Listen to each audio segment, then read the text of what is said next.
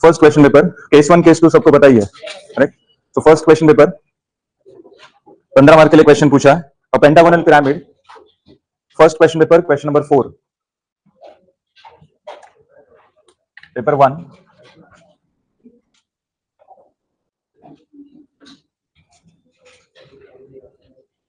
Question number 4, a pentagonal pyramid, बोला, a pentagonal pyramid side of base 35 axis side 65 is resting on one of its corner on HP।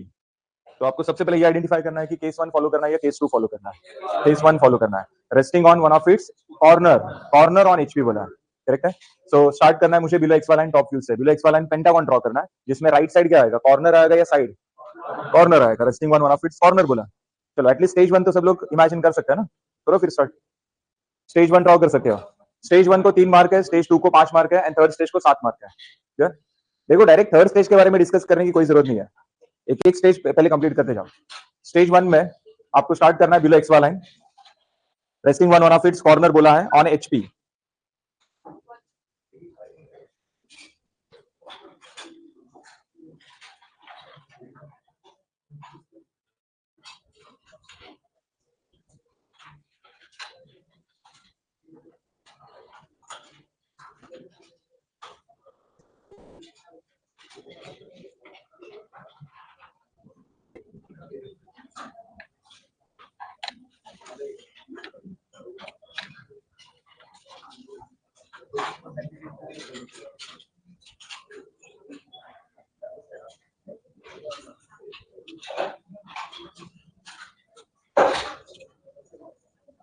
Side of base कितना,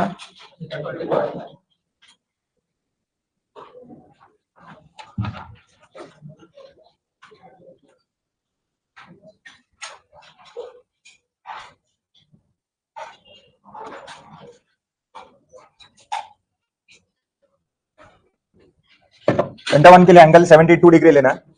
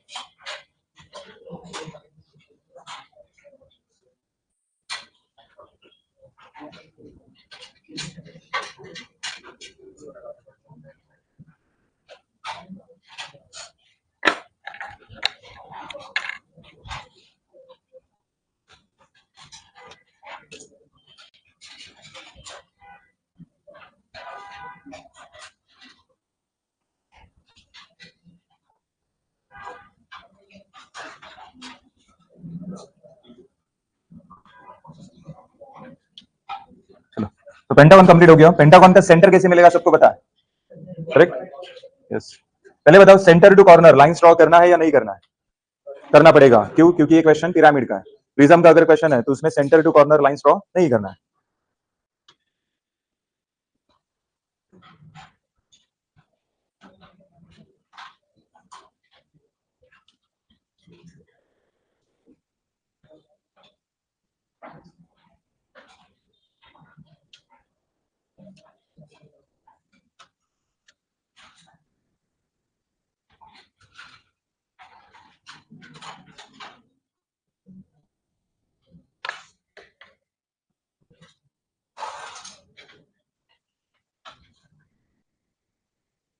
exercise कितना है?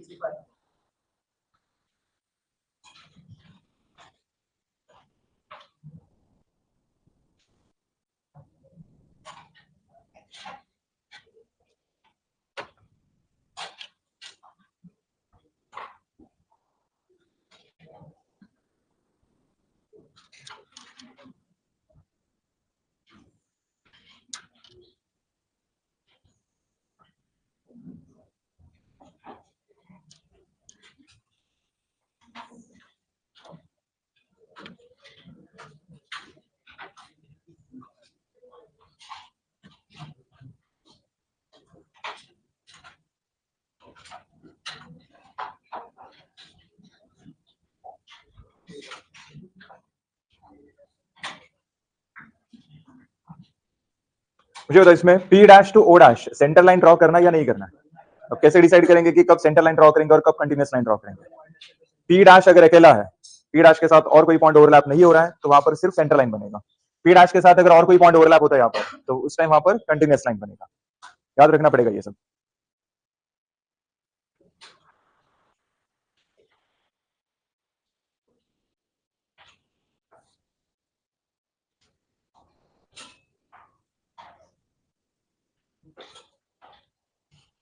चलो second stage के लिए condition क्या दिया check करो। A pentagonal pyramid side of base 35, axis side 65 is resting on one of its base corner on the HP. यहां तक हमने पढ़ा था क्वेश्चन, तो इससे हमें स्टेज 1 कैसे ड्रॉ करना है ये पता चला। ऑन एचपी मतलब केस 1 से हमने स्टार्ट किया, बिलो एक्स वाला है एंड कॉर्नर ऑन एचपी है मतलब राइट साइड कॉर्नर आना चाहिए। चलो आगे। सच दैट, ध्यान से पढ़ो क्या लिखा है, such that one of the triangular surface is parallel to HP, one of the triangular surface is parallel to HP and perpendicular to VP. तो मुझे इसको राइट साइड टिल्ट करना है, जिससे क्या होगा, एचपी को क्या टच करेगा, कॉर्नर। कौन सा कॉर्नर एचपी को टच करने के चांसेस है, 4 डैश है ना। जब मैं इसको राइट साइड टिल्ट करूंगा तो ये 4 नंबर का जो कॉर्नर है वो एक्स वाला लाइन दैट इज एचपी को टच करेगा, करेक्ट। और फिर ट्रायंगुलर सरफेस कैसा होना चाहिए, पैरेलल। अब कौन सा ट्रायंगुलर सरफेस एचपी को पैरेलल हो सकता है, उसका अपोजिट। 4 का अपोजिट बताओ। ये जो लाइन आप लोग देख रहे हो ये एक्चुअल में क्या है, ये एक्चुअल में ट्रायंगल है। आप लोग सामने से देख रहे हो इसलिए आपको सिर्फ एक लाइन दिख रहा है। अगर आप लोग इसको लेफ्ट साइड से देखोगे तो आपको क्या दिखेगा, वो ट्रायंगल दिखेगा। कौन सा ट्रायंगल दिखेगा, O12 है ना, O12। ये जो ट्रायंगल आप लोग देख रहे हो सामने से देखा तो सिर्फ एक लाइन दिख रहा है। तो यही ट्रायंगुलर सरफेस मुझे सेकंड स्टेज में कैसा चाहिए, पैरेलल, पैरेलल टू एचपी। तो जब तक ये line that is triangular surface x वाला लाइन को पैरेलल नहीं आता तब तक मैं इसको राइट साइड टिल्ट करूंगा, करेक्ट। चलो कंडीशन तो समझा है, लेकिन ड्रॉ कैसे करना है देखो। ड्रॉ ड्रॉ कैसे करेंगे, इस लाइन के ऊपर O डैश 1 डैश 2 डैश, इस लाइन के ऊपर एक पॉइंट मार्क करो कहीं पर भी, उसको नाम दिया एक्स। एक्स पॉइंट पर प्रोडक्ट रखेंगे, कितना degree angle, 90 degree, 90 degree angle लेंगे। मतलब एक्स लाइन, एक्स पॉइंट से ये जो लाइन मैंने ड्रॉ किया वो यहां पर कैसा होगा, परपेंडिकुलर, करेक्ट है। नेक्स्ट, फिर उसके बाद रोलर स्केल मैं इस लाइन पर रखूंगा, इस लाइन पर। पहले मुझे बताओ ये जो लाइन है वो O डैश 1 डैश 2 डैश को कैसा है, परपेंडिकुलर, करेक्ट है। नेक्स्ट, तो इस लाइन पर मैंने रोलर स्केल रखा, उसको रोल किया कहां तक, 4 डैश तक। इसको मैंने रोल किया 4 डैश तक और ये लाइन ड्रॉ किया, यहां पर मुझे मिल गया y। तो बताओ ये जो मैंने लाइन ड्रॉ किया वो इस लाइन को कैसा है और इस लाइन को कैसा है, परपेंडिकुलर है, करेक्ट है। अब सेकंड स्टेज में क्या होगा, ऑन एचपी मुझे कौन मिल रहा है, 4 डैश कॉर्नर मिल रहा है। ऑन एचपी 4 डैश कॉर्नर मिल रहा है। इस 4 डैश कॉर्नर से एक परपेंडिकुलर लाइन ड्रॉ किया, 4 डैश कॉर्नर से एक परपेंडिकुलर लाइन ड्रॉ किया। बताओ इस लाइन के ऊपर मुझे कौन सा पॉइंट मिलेगा, y पॉइंट मिलेगा, y, करेक्ट। तो कंपास में 4 डैश टू y इतना डिस्टेंस लो, कंपास में 4 डैश टू y, कंपास मैंने 4 डैश पॉइंट पर रखा और इस वर्टिकल लाइन पर कट किया, तो ये वाला पॉइंट मिल गया मुझे y। अब इस y पॉइंट से एक हॉरिजॉन्टल लाइन ड्रॉ करो, y पॉइंट से एक हॉरिजॉन्टल लाइन ड्रॉ करो जो x वाला लाइन को कैसा होगा, पैरेलल। अब बताओ इस लाइन के ऊपर मुझे कौन से पॉइंट्स मिलेंगे, इस लाइन के ऊपर मुझे O dash and 1 dash 2 dash ये पॉइंट्स मिलेंगे। तो कंपास में y से O डैश इतना डिस्टेंस लिया, y पॉइंट पर कंपास रखा और यहां पर कट किया, ये पॉइंट मिल गया मुझे O डैश। नेक्स्ट, y से 1 डैश 2 डैश इतना डिस्टेंस लिया, y पॉइंट पर रखा, कट किया, ये पॉइंट मिल गया 1 डैश 2 डैश।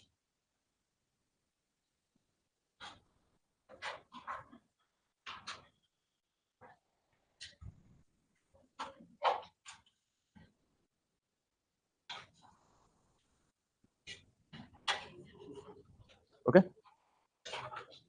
नेक्स्ट, फिर उसके बाद कंपास में 4 से P, 4 से 3 5 ये डिस्टेंस लेना है। ये पॉइंट मिल गया P और ये पॉइंट मिल गया 3 5।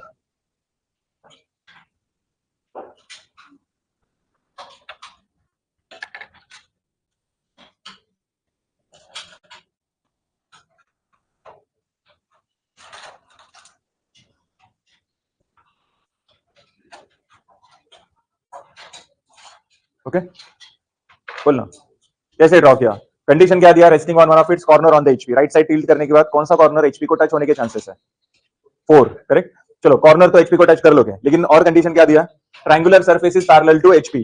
ये जो लाइन है ये एक्चुअल में कौन है, ट्रायंगल है। सामने से देख रहे हो इसलिए आपको वो ट्रायंगल नहीं दिख रहा है, आपको सिर्फ एक लाइन दिख रहा है। अगर आप लोग इसको लेफ्ट साइड से देखोगे तो आपको वो ट्रायंगल दिखेगा। तो ये जो लाइन है जो कि ट्रायंगुलर सरफेस है वो कैसा होना चाहिए, पैरेलल। अब वो कैसे पॉसिबल है, सबसे पहले इस लाइन के ऊपर एक पॉइंट मार्क किया, एक्स नाम दिया, वहां से एक परपेंडिकुलर लाइन ड्रॉ किया, रोलर्स के लिए इस लाइन पर रखा, रोल किया 4 डैश तक, पैरेलल लाइन ड्रॉ किया। सो ये जो लाइन है वो इस लाइन को कैसा रहेगा, पैरेलल। यहाँ पर मुझे पॉइंट मिल गया वाई। अब सेकंड स्टेज में ये वाला लाइन जो है वो एक्स वाला लाइन को पैरेलल होना चाहिए, तो इसका मतलब ये वाला लाइन कैसा होगा, परपेंडिकुलर होगा, दोनों एक दूसरे को परपेंडिकुलर है ना। तो ये लाइन अगर पैरेलल है तो ये लाइन कैसा होगा, परपेंडिकुलर, दैट इज वर्टिकल होगा।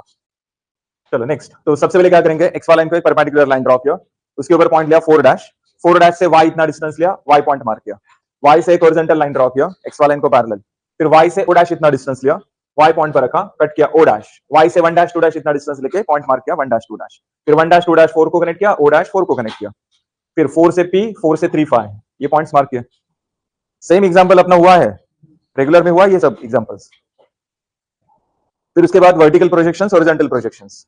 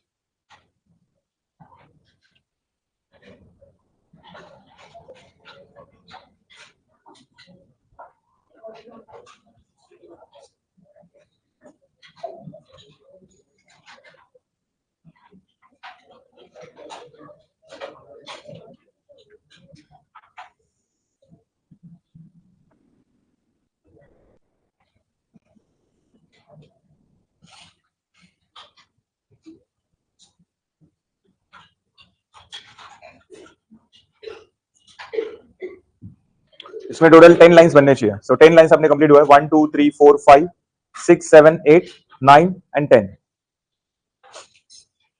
अब इसमें कंटिन्यूअस लाइन कौन सा है, हिडन लाइन कौन सा है, सबको पता है, पता है क्या नहीं पता है, पता है ना। हाँ, ओ 3 4 4 5 O 4 ये सब हिडन लाइंस कैसे आए सबको पता है। O1 एंड O2 कंटिन्यूअस क्यों है वो भी पता है। ये आउटर लाइन हमेशा कैसा रहेगा, कंटिन्यूअस। इसमें बताओ O से P सेंटर लाइन होगा ना, लेकिन O से 4 ऑलरेडी यहाँ पर कौन सा है, हिडन लाइन। तो 4 से P इतने पोर्शन में आप लोग सेंटर लाइन बना सकते हो। Centre line hidden line overlap हो रहा है तो हम लोग फर्स्ट रेफरेंस किसको देंगे, हिडन लाइन को। तो यहाँ पर 4 से P सेंटर लाइन आप लोग बना सकते हो।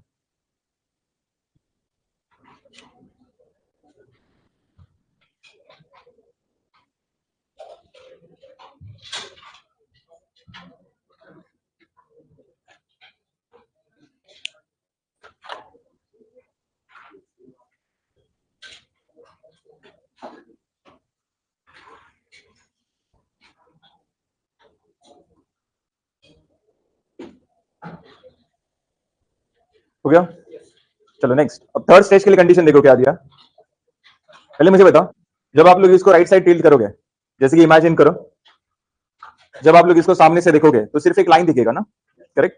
लेफ्ट साइड से देखोगे तो आपको ये ट्रायंगुलर सरफेस दिखेगा। एज्यूम करो ये ट्रायंगल है, आपने इसको राइट साइड टिल्ट किया, बताओ ये ट्रायंगुलर सरफेस एचपी को कैसा आ गया, पैरेलल, और वीपी को कैसा आ गया, तो ये parallel to HP perpendicular to VP, condition satisfy हो गया ना यहाँ पर, करेक्ट। आगे पढ़ो क्या लिखा है क्वेश्चन में, आगे बढ़ो। Draw the projection of solid when the base edge containing that triangular surface is parallel to both HP and VP. Correct? So parallel to both HP and VP. लेकिन कौन? Base edge containing by that triangular surface. अब ये जो triangular surface है, O dash 1 dash 2 dash, ये जो triangular surface है, triangle मतलब तीन sides रहेंगे इसमें. अब कौन से तीन sides है? O1, O2 and 1 2. आप सब लोग ऑब्जर्वर हो. ये कौन सा पॉइंट है? 1, ये कौन सा है? 2 और ये कौन सा है? O. तो O1, O2 and 1 2 ऐसे तीन साइड्स है ना इसके. अब इसमें बताओ O1 कौन है? Slant as. O2 कौन है? 1 2 कौन है? तो उन्होंने जो parallel to both HP and VP बोला है वो किसको बोला? बेस एज को बोला है, स्लांट एज को नहीं बोला. करेक्ट. तो ये जो 1 2 बेस एज है, 1 2 बेस एज, मुझे बताओ अभी एचपी को कैसा है? तो पैरेलल टू एचपी वाला कंडीशन सेटिस्फाई हो गया ना. वीपी को कैसा? मुझे वीपी को भी कैसा चाहिए. तो इसके लिए कैसे रोटेट करेंगे? 90 डिग्री रोटेट करेंगे. 90 डिग्री. अब मेरे पास दो ऑप्शंस है. एक तो मैं ऐसे रोटेट करूंगा. कौन सा डायरेक्शन हुआ? क्लॉकवाइज. अगर ऐसे रोटेट किया तो कैसे रोटेट करना? क्यों रोटेट? Nearer to observer. क्या बोला है? Apex nearer to observer. ऐसा ही बोला है ना. Correct. Apex nearer to observer. Last में स्टेटमेंट रहेगा देखो. Yes, apex of the pyramid is being nearer to the observer. तो यहां पर मैंने लिख के दिया है केस 1 में अपेक्स नियरर टू ऑब्जर्वर है तो डायग्राम क्लॉकवाइज रोटेट करना है. कितना डिग्री? 90 डिग्री. तो सेम डायग्राम मुझे कॉपी पेस्ट करना है. तो इसमें बताओ जब मैं इसको 90 डिग्री रोटेट करूंगा तो O4P ये जो लाइन है जो कि हॉरिजॉन्टल दिख रहा है वो यहां पर वर्टिकल, और जो वर्टिकल है वो हॉरिजॉन्टल. समझो.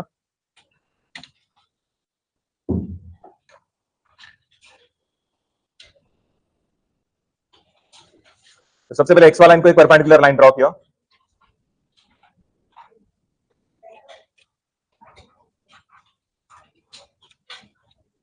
फिर एक पैरेलल लाइन ड्रॉ किया.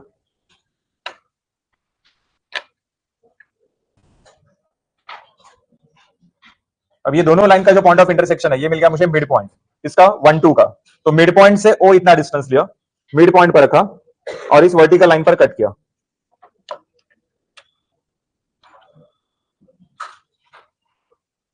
तो इस वर्टिकल पॉइंट पर आपको पॉइंट मिलेगा O. वर्टिकल लाइन पर पॉइंट मिला O. फिर कंपास में O से P, O से 4 एंड 4P दोनों के बीच में और एक पॉइंट है देखो. तो वो भी पॉइंट मैंने यहां पर मार्क किया. ये वाला पॉइंट है P, ये वाला पॉइंट है 4 और दोनों के बीच में जो पॉइंट है वहां से एक वर्टिकल लाइन आपको दिख रहा है जिसके ऊपर 3 5 है. वही वर्टिकल लाइन यहां पर कैसा होगा? हॉरिजॉन्टल.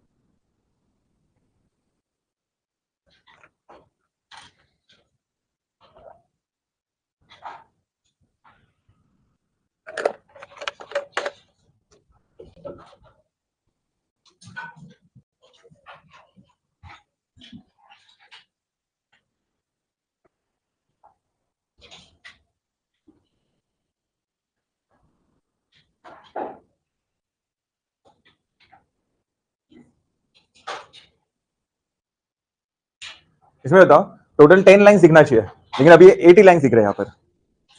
1 2 3 4 5 6 7 8, यस यहाँ पर 10 के 10 लाइंस अपने कंप्लीट हो चुका है। ये जो लाइन आप लोग देख रहे हो एक्चुअल में यहाँ पर कितने लाइंस है? 3 लाइंस है, O1 O2 1 2, यहाँ पर 3 लाइंस है, 4 5 6 7 8 9 10, 10 लाइंस अपने कंप्लीट हुआ है। और इसमें देखो O dash P dash centre line draw नहीं कर सकते क्योंकि वहां पर कंटिन्यूस लाइन है। सेंटर लाइन कंटिन्यूस लाइन जब ओवरलैप होगा तो फर्स्ट प्रेफरेंस किसको देना है? Continuous line.